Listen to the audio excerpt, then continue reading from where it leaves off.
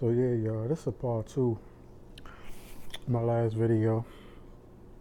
It's part two to my last video about the all the hypocrisy and the story about DeMarcus Cousins signing to the Golden State Warriors.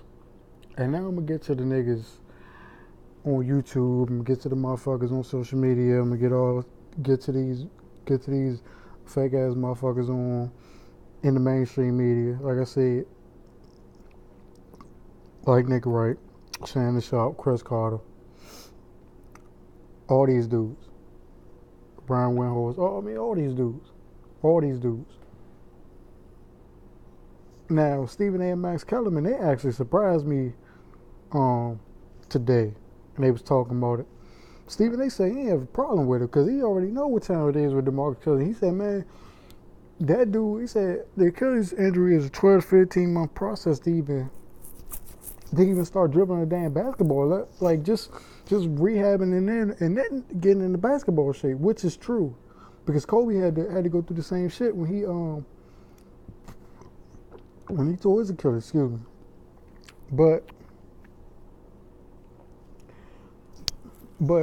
and everybody was talking, and he said, man, Kobe was about a few inches shorter and a few pounds lighter. But I'm like, DeMarcus Cousins is younger, so his bones will heal. Like, that's true, but also DeMarcus Cousins is younger, so his bones will heal, and his nerves and stuff will heal, I think, a lot better and a lot faster than Kobe's. Because don't sleep, DeMarcus Cousins is a gifted athlete. Like, he's not as athletic on the court, but he's a gifted ball player. He's a gifted athlete in his own right for a big man. And even if he not like 100% when he come back, or close to 100%, guess what? All they need him to do is rebound, pass the ball. Rebound, pass the ball. He got shooters all around him. Even Draymond then improved as a shooter to a certain degree. So he got essentially three shooters with a so-so guy in Draymond. But Draymond do everything else real well anyway. So he just your classic, glue guy that you can stick in the 3 or the 4 spot. So basically, what I want to get to, aside from Stephen A. and Max Kellerman, because they actually agreed with the signing. They basically was just like, look, he really not going to do too much this year anyway until May and June. Well, that was kind of Max's problem with it when he get to June, because I'm like, bro, but I'm like, even if they did sign DeMarcus Cousins, they still probably would have three-peated anyway. The Lakers not good enough to beat them. The Rockets just lost one of their shooters, and Gerald Green not better than Trevor Reeves from the three-point line. So let's cut the bullshit when it comes to Houston. I know Chris Paul re-signed and all that shit, and they gave Max money, but they don't even know if they're going to still have Clint Capella, because Clint Capella probably going to go out there and try to get his money. We ain't even heard about Clint Capella yet.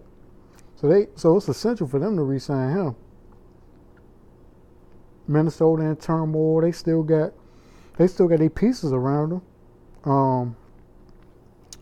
But Jimmy Butler went out of Minnesota. He got problems with Karl-Anthony Towns.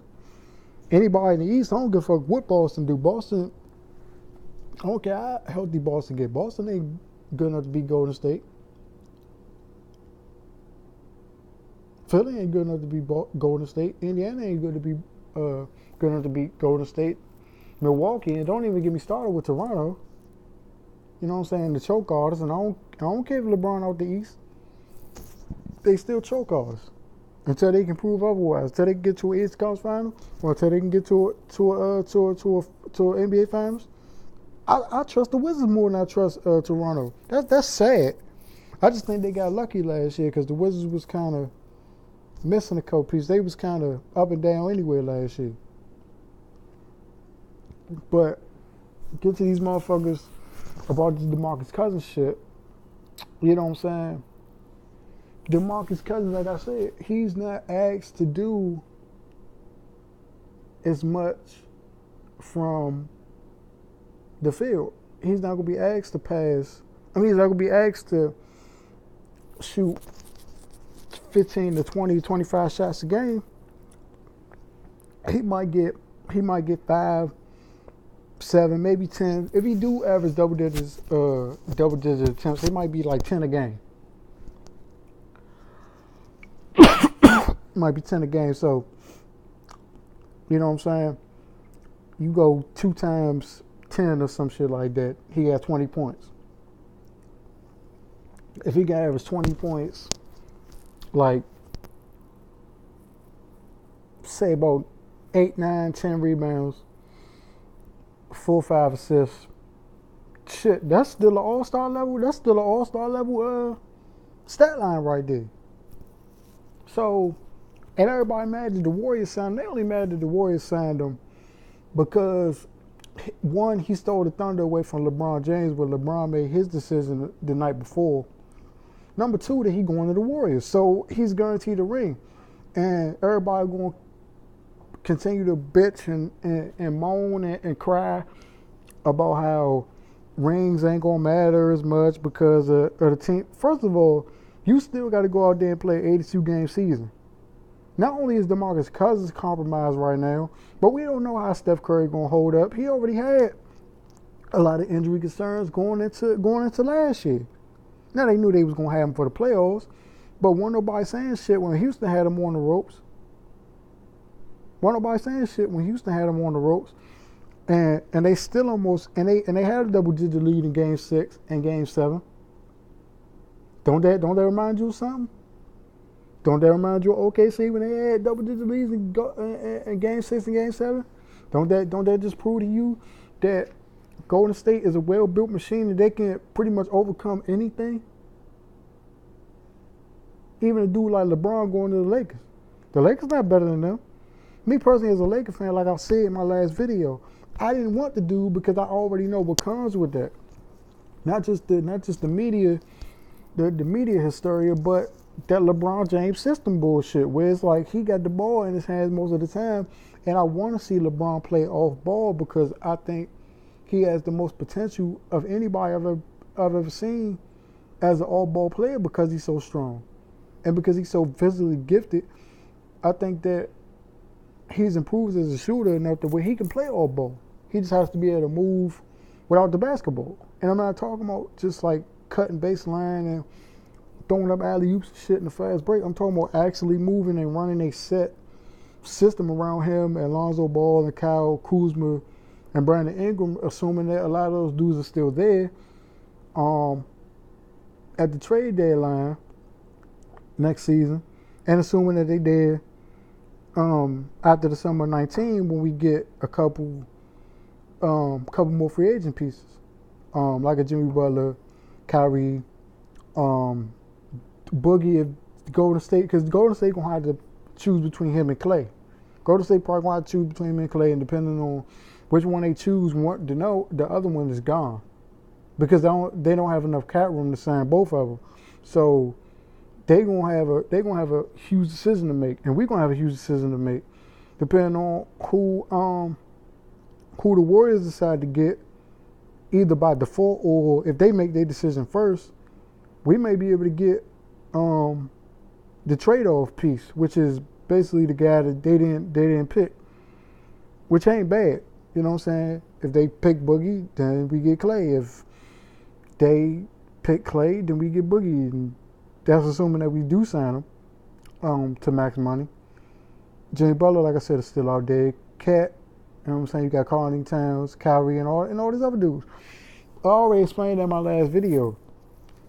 But I'm just saying that the Warriors are a well-oiled machine, bro, and they can withstand a whole bunch of other shit.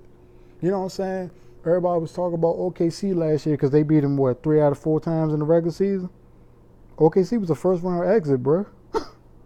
OKC was a first-round exit. And let's just assume they get past Utah in 5, 6, 7 games. Let's just assume that what Utah did to them, they did in reverse, and they beat them in 6 games. Okay, they was expected to do that. And then they play Houston Are they really gonna be able to beat Houston in a best of 7 series? Are they really gonna be able to beat Golden State in the Western Conference Final? No. They wasn't good. They wasn't good last year, and I know everybody gonna say they lost Andre Roberson. Man, Andre Roberson can't hit a shot. So for all his defense, he can't hit a shot. At least Draymond Green can hit a shot from here and there. At least Andre Iguodala can hit a shot here and there. So they great defenders, but they can also hit shots when it's called upon them to hit shots, open shots. And you seen in the 2016 Western Conference Finals, he had plenty of open shots, and he missed them. So what does that tell you about Andre Roberson? He's not that valuable, bro. He's a valuable defensive piece, but when it's called upon, he hasn't delivered on offense that much. So OKC ain't really the team to beat in the West, or at least challenge the Warriors. Especially not now that they got Boogie, because come playoff time, them niggas gonna be stacked. They signed him basically to sit on the bench, rehab, and then come May and June, get him about 15 minutes, and then they basically signed him. They basically signed him to a 1-year deal to rehab, get himself in shape, and give them about 15 to 18 minutes a night on the floor come May and June. Because that's what they playing for. And everybody sitting there mad. Nick Wright sitting there mad because his boy got his thunder stole. You know what I'm saying? You know Nick Wright, the ultimate LeBron teabagger and shit. Shannon Sharp. You know what I'm saying? Jason Fatlock.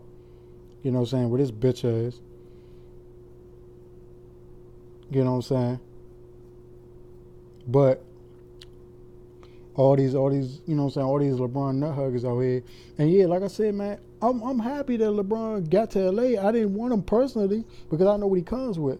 But I'm happy he got to LA because I just want us to be relevant again. And not only is the signing going to be relevant to the Lakers, but it's going to produce wins. We're going to win about 50 games this year.